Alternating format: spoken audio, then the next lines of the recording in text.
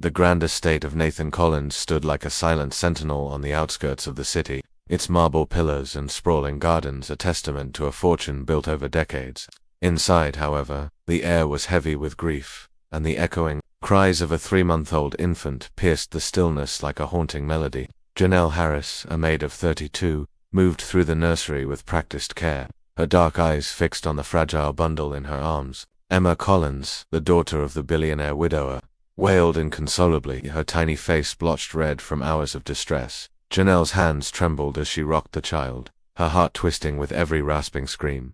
The bottle, warmed to the perfect temperature, sat untouched on the nursery table, its contents rejected time and again.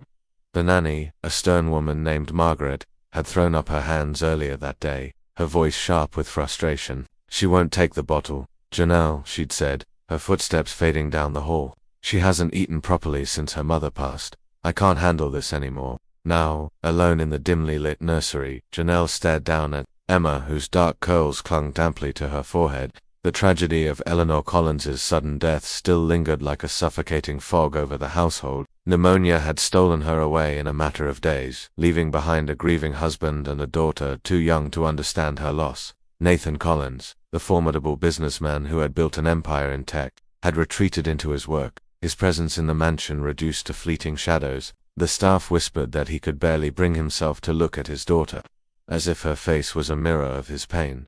Janelle tipped the bottle toward Emma's lips once more, her voice soft and pleading. "Please, sweet girl, you have to eat." But the infant turned her head weakly, her cries fading into pitiful whimpers. Janelle's heart clenched. She couldn't bear the thought of another child suffering, not after what she had endured. 3 months ago, she had buried her own newborn son, Samuel, in a small, quiet cemetery on the edge of town. The memory of the sterile hospital room, the nurses' whispered condolences, and the ache of her milk coming in for a child who would never drink it haunted her still. Her body had not forgotten. Even now her breasts ached with the milk that flowed unbidden, a cruel reminder of her loss. Holding Emma close, Janelle felt a grief so deep it threatened to swallow her whole. She glanced toward the nursery door, her breath catching. "I can't let you starve," she whispered, her voice trembling. "Forgive me if this is wrong." With shaking hands, Janelle unbuttoned her uniform, pulling Emma closer. As her breasts brushed the infant's lips, Emma latched on instinctively, her weak sucking growing stronger with each passing second. Janelle gasped softly, tears blurring her vision as the baby's tiny body relaxed for the first time in hours. "That's it, sweet girl," she murmured, stroking Emma's cheek. "Eat, stay alive. Your mama isn't here, but I am." She was so focused on the child that she didn't hear the footsteps approaching. Janelle, the deep, unfamiliar voice cut through the quiet like a blade. She froze, her heart lurching as she turned her head. In the doorway stood Nathan Collins, his tailored suit immaculate, his sharp blue eyes wide with shock. For a moment, no one spoke. Emma suckled softly, oblivious to the tension crackling in the air. "What are you doing?" His voice was low, dangerous, each word a step closer to accusation. Janelle's mouth went dry. "Sir, I can explain." "Explain." He stepped into the room, his eyes narrowing. "I leave for one day, and I come home to find my maid breastfeeding my child." His voice rose, thunderous and cutting, filling the nursery with its weight. "She wasn't eating," Janelle said, softly, her throat tightening. "She refused the bottle for hours. I didn't know what else to do. She needed milk." "You think this is your place?" he barked. "To feed my daughter like she's yours." "She was starving," Janelle snapped, the words slipping out before she could stop them. The defiance hung in the air, bold and unyielding. Nathan stared at her, his face unreadable, his jaw tight. Janelle looked down at Emma, who had fallen asleep, her tiny fist resting against Janelle's chest. "Fire me if you want," she whispered, "but she needed me." Nathan took a deep breath, his expression softening for the briefest moment as he looked at his daughter. "You've been hiding this from me," he said, his voice quieter now. Why Janelle's lips quivered. "Because you wouldn't understand," she said. "And because I lost my own baby 3 months ago." He froze. "You what?" "I buried my son," she whispered, tears sliding down her cheeks, "and I still had milk. Your daughter wouldn't eat, and I couldn't stand by and watch her suffer." The room fell silent, save for the gentle rhythm of Emma's breathing. Nathan looked at her for a long moment, his eyes searching her face, then turned away. "Bring her to my office when she wakes up," he said stiffly. "We need to talk." As he left, Janelle felt her heart sink. Was this the end? or the beginning of something she couldn't yet imagine. Janelle sat rigidly on the edge of a leather chair in Nathan Collins's office, her fingers twisting the hem of her apron. The room was a stark contrast to the nursery, cold, modern, with floor-to-ceiling windows that overlooked the manicured grounds. Every second felt like an eternity as she replayed his words. We need to talk. Would he fire her? Call the authorities? The thought made her stomach churn. Emma slept peacefully in her arms, her tiny chest rising and falling with each breath. Janelle clung to her like a lifeline, her heart pounding as she waited for Nathan's return. The sound of his heavy footsteps in the hallway made her breath catch. He entered slowly, shutting the door with a soft click, his presence filling the room with an authority that made her feel small. He didn't sit. Instead, he stood by the window, his back to her, staring out at the gardens where his wife had once tended roses. The silence stretched on, heavy and oppressive, until he finally spoke. You didn't ask me, he said, his voice calm but laced with an edge that made her pulse race. I didn't have time, Janelle replied quietly. She was starving. She wouldn't take the bottle. I panicked. He turned to face her, his sharp features unreadable. You panicked and decided to feed my child as if she were your own. Janelle swallowed hard. Sir, I know it sounds wrong, but after her mother died, she's been refusing everyone. She needed warmth, comfort, milk.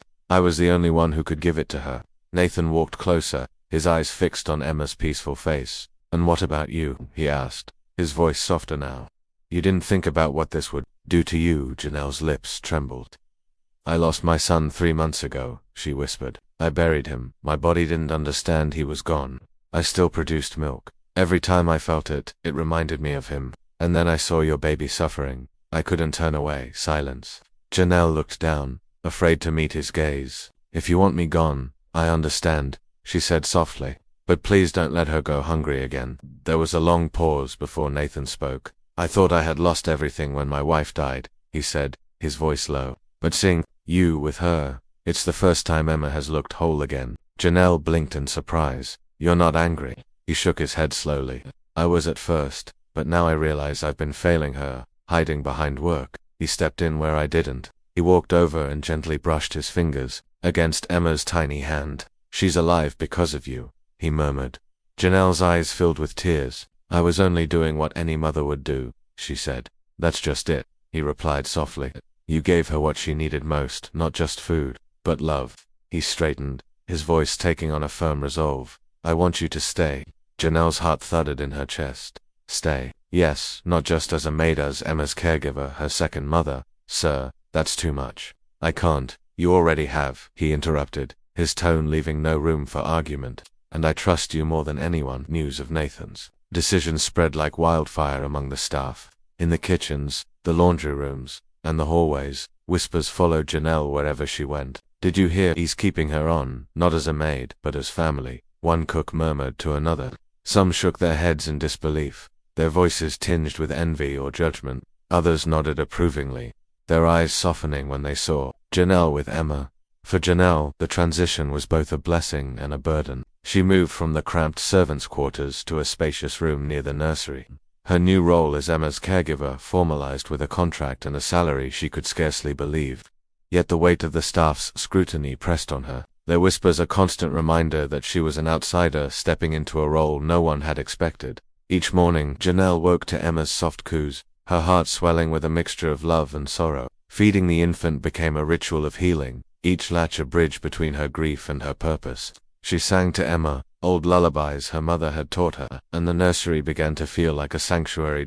Nathan, too, began to change. He lingered, longer in the mornings, watching as Janelle rocked Emma to sleep. He asked questions, tentative at first, then with growing curiosity about her day, her routines, her life before the mansion. Janelle answered cautiously, her guard still up, but she couldn't help but notice the softening in his eyes, the way his shoulders relaxed when he held his daughter. One evening, as Janelle sat on the mansion's patio with Emma nestled against her chest, Nathan approached. The sun was setting, casting a golden glow over the gardens, and for the first time, he didn't look like the untouchable billionaire. He looked like a father.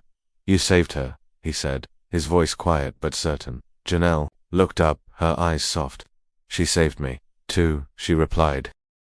He smiled, a faint hesitant curve of his lips that made her heart skip. You've brought life back to this house, Janelle. I don't know how to thank you. You don't have to, she said. This is enough. Weeks turned into months, and the mansion began to feel like a home again. Janelle's presence became a steady anchor for Emma, her warmth filling the voids left by loss. Nathan, too, found himself drawn to the nursery, his late nights at the office growing fewer as he rediscovered the joy of his daughter's laughter. Janelle's own grief, while never gone, began to soften at the edges.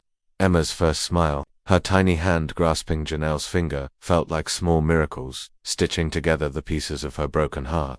She told Nathan about Samuel one evening, her voice steady as she shared the story of her son's brief life. Nathan listened, his silence a kind of respect, and when she finished, he reached for her hand. You're stronger than anyone I've ever met, he said. Janelle shook her head, tears glistening. I'm just doing what I can. The bond between them grew quietly, built on shared moments and unspoken understanding. Nathan began to invite Janelle to join him and Emma for meals, their conversations stretching late into the night. The staff noticed, their whispers shifting from judgment to curiosity. Was this more than gratitude? Was Janelle becoming something more than a caregiver? One crisp autumn day, Nathan found Janelle in the garden, Emma cradled in her arms as she pointed out the changing leaves. He watched them for a moment, his heart full in a way he hadn't thought possible since Eleanor's death. Janelle, he said, his voice steady but warm, I don't want you to just be Emma's caregiver.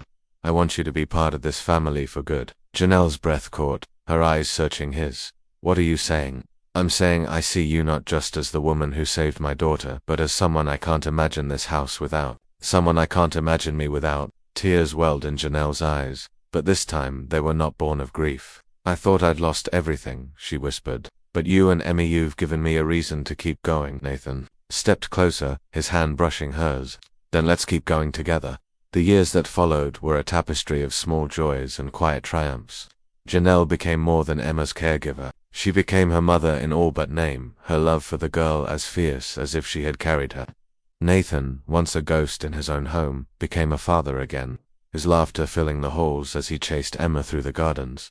For Janelle, the mansion was no longer a place of work but a home, its walls echoing with the life she had thought she'd lost forever. The staff, once skeptical, embraced her as one of their own, their whispers replaced by smiles and nods of respect. Nathan became her partner, her confidant, her love. Their relationship grew slowly, rooted in trust and shared healing, until one evening, under the stars, he knelt before her with a ring and a promise. You brought us back to life, he said. Will you stay with us forever? Janelle's answer was a tearful, joyful yes, and the mansion, once a place of sorrow, became a beacon of hope. That's as Emma grew. She called Janelle Mama, her first word a gift that mended the final pieces of Janelle's heart. And for Janelle, a woman who had thought she'd lost everything, it was the beginning of a new chapter she had never dared to dream.